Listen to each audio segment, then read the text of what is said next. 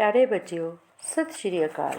अज आपां इस वीडियो दे विच 11वीं जमात की पंजाबी की पाठ पुस्तक लाजमी पंजाबी दे सुहाग, दूजा सुहाग बेटी चन्नन दे ओले अते तीजा सुहाग देई देई वे बाबला बारे पढ़ांगे।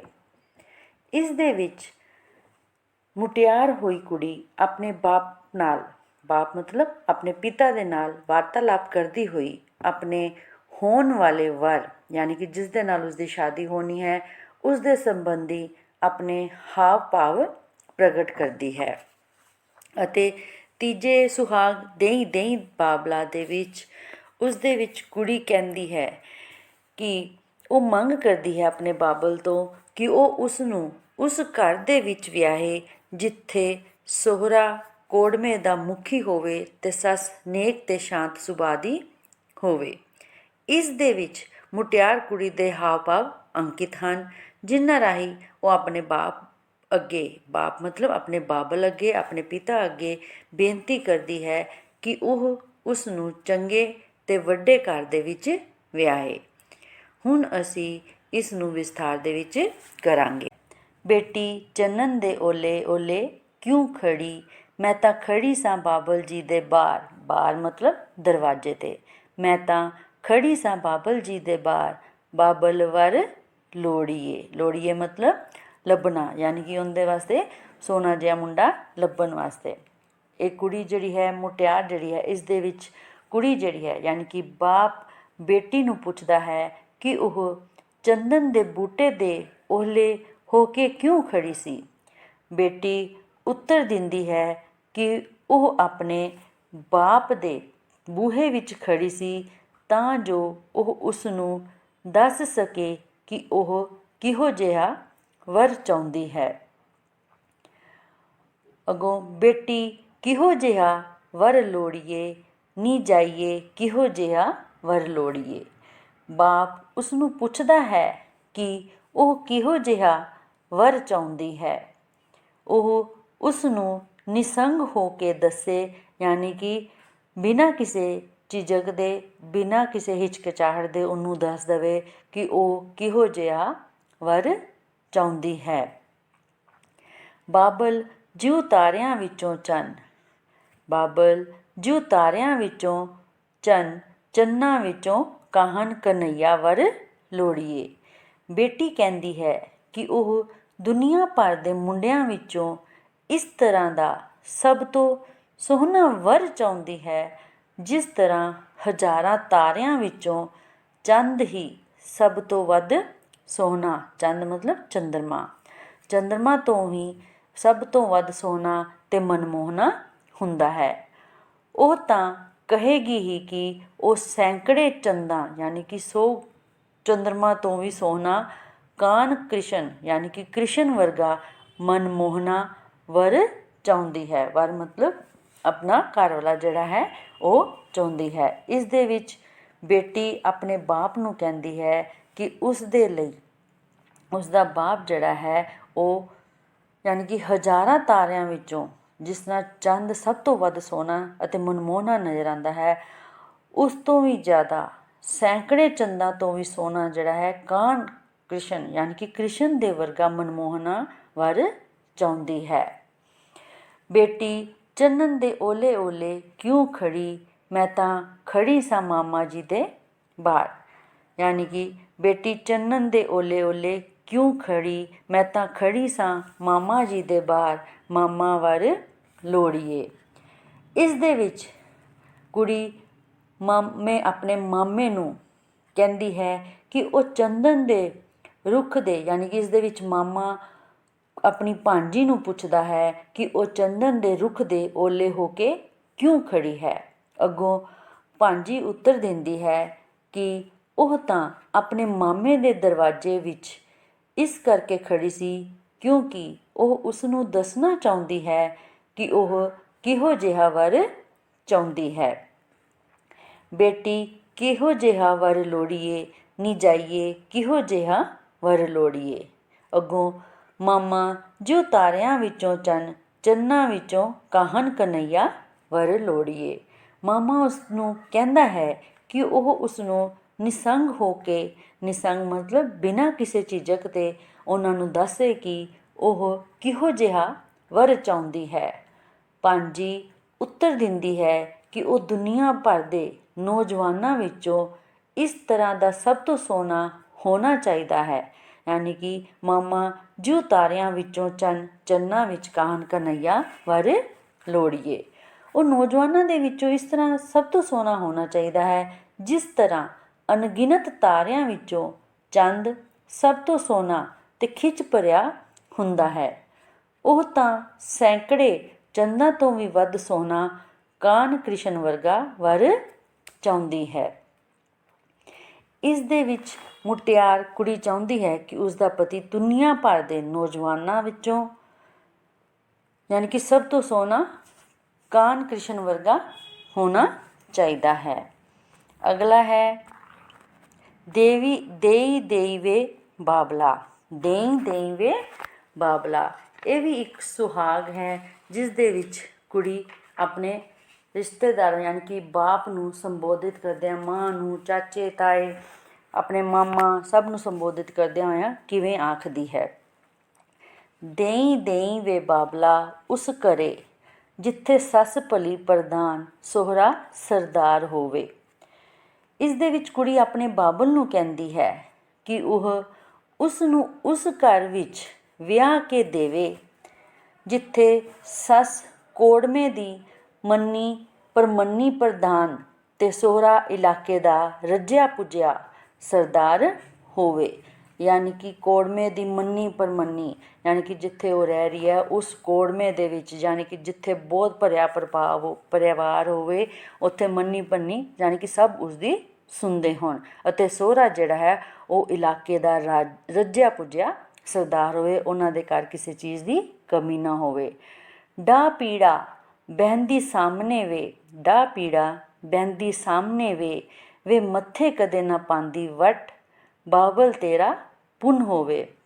ਸੱਸ ਇਹੋ ਜਿਹੀ ਚੰਗੀ ਹੋਵੇ ਕਿ ਉਹ ਪੀੜਾ ਡਾ ਕੇ, ਪੀੜਾ ਮਤਲਬ ਛੋਟੀ ਜਿਹੀ ਜਿਹੜੀ ਪੀੜੀ ਹੁੰਦੀ ਹੈ ਵਾਨ ਦੀ ਬਣੀ ਹੋਈ, ਉਹਦੇ ਉੱਤੇ ਡਾ ਕੇ ਉਸ ਦੇ ਸਾਹਮਣੇ ਬੈਠੇ ਤਾਂ ਉਹ ਕਦੇ ਵੀ ਬੁਰਾ ਨਾ ਮਨਾਵੇ। ਜੇਕਰ ਉਹ ਉਸ ਨੂੰ ਅਜਿਹੇ ਘਰ ਵਿੱਚ ਵਿਆਹੇਗਾ ਤਾਂ ਉਸ ਦਾ ਵੱਡਾ ਪੁੰਨ ਹੋਵੇਗਾ ਅਤੇ ਉਸ ਦਾ ਵੱਡਾ ਦਾਨ ਮੰਨਿਆ ਜਾਵੇਗਾ।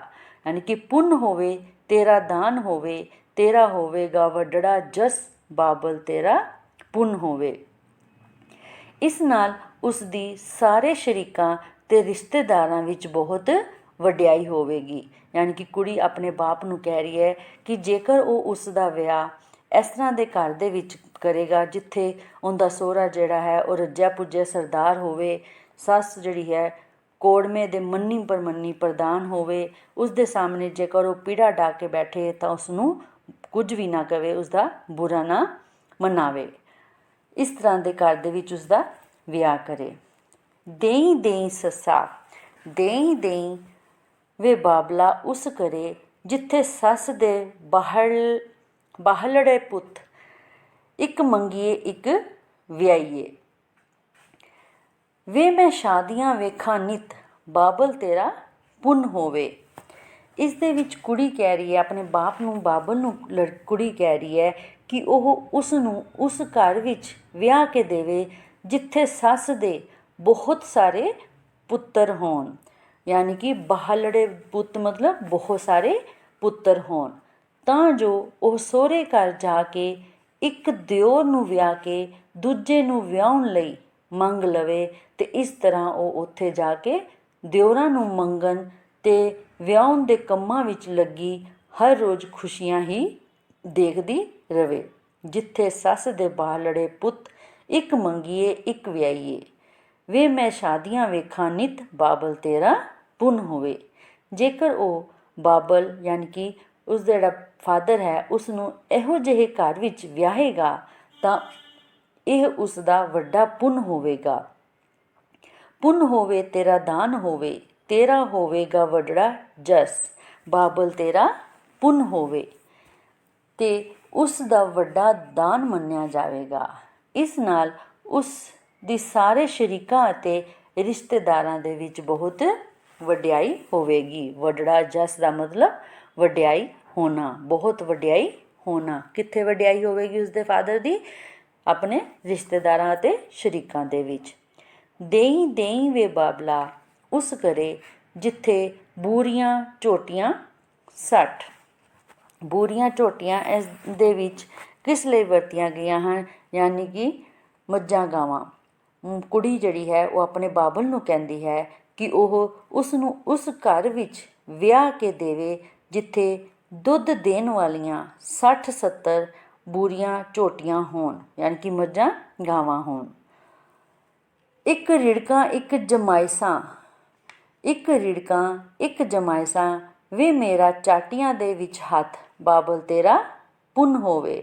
ਉਸ ਨੂੰ ਇੱਕ ਦਾ ਦੁੱਧ ਰਿੜਕਦਿਆਂ ਅਤੇ ਦੂਜੀ ਦਾ ਜਮਾਉਂਦਿਆਂ ਵਾਰੀ ਨਾ ਆਉਂਦੀ ਹੋਵੇ। ਯਾਨੀ ਕਿ ਅਗਰ ਇੱਕ ਗਾਂ ਦੇ ਦੁੱਧ ਦਾ, ਯਾਨੀ ਕਿ ਗਾਂ ਮੱਝਾਂ ਦਾ ਦੁੱਧ ਰਿੜਕ ਰਹੀ ਹੈ ਅਤੇ ਦੂਜੀ ਦਾ ਜਮਾਉਂਦਿਆਂ ਵਾਰੀ ਨਾ ਆਵੇ, ਹਰ ਵੇਲੇ ਉਹਦਾ ਜਿਹੜਾ ਹੱਥ ਹੈ ਉਹ ਚਾਟੀਆਂ ਦੇ ਵਿੱਚ ਹੀ ਰਵੇ, ਅਰਥਾਤ ਉਹ ਹਰ ਰੋਜ਼ ਦੁੱਧ ਰਿੜਕਦੀ ਅਤੇ ਮੱਖਣ ਕੱਢਦੀ ਰਹੇ।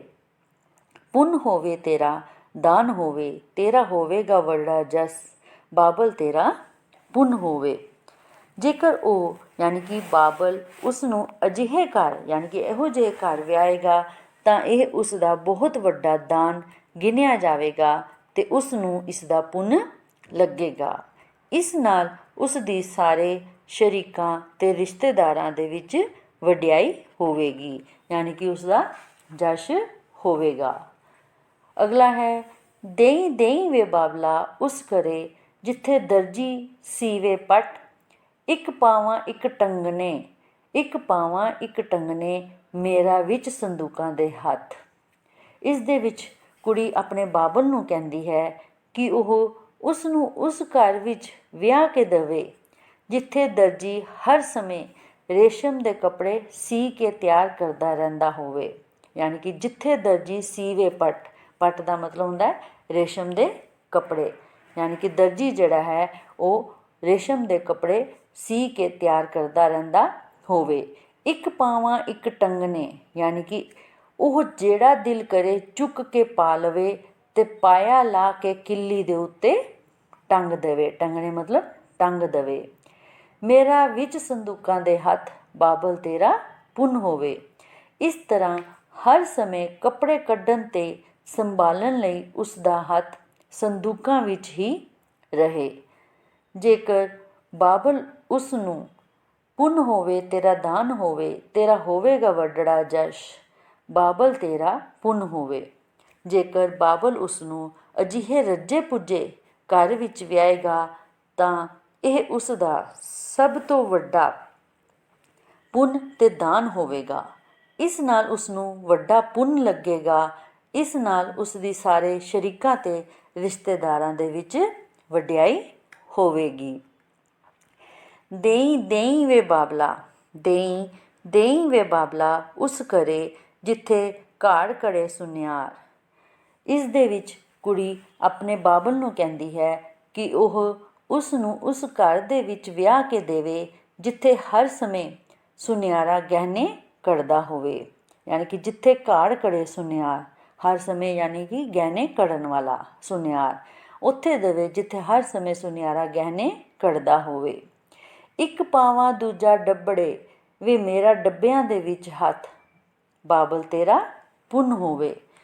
ਉਹ ਮਰਜ਼ੀ ਦਾ ਗਹਿਣਾ ਚੁੱਕੇ ਅਤੇ ਪਾ ਲਵੇ ਅਤੇ ਫਿਰ ਪਾਇਆ ਲਾ ਕੇ ਡੱਬੇ ਦੇ ਵਿੱਚ ਸੰਭਾਲ ਲਵੇ। ਇਸ ਤਰ੍ਹਾਂ ਉਹ ਚਾਹੁੰਦੀ ਹੈ ਕਿ ਸਹੁਰੇ ਘਰ ਵਿੱਚ ਉਸ ਦਾ ਹੱਥ ਗਹਿਣਿਆਂ ਦੇ ਡੱਬੇ ਵਿੱਚ ਹੀ ਰਹੇ।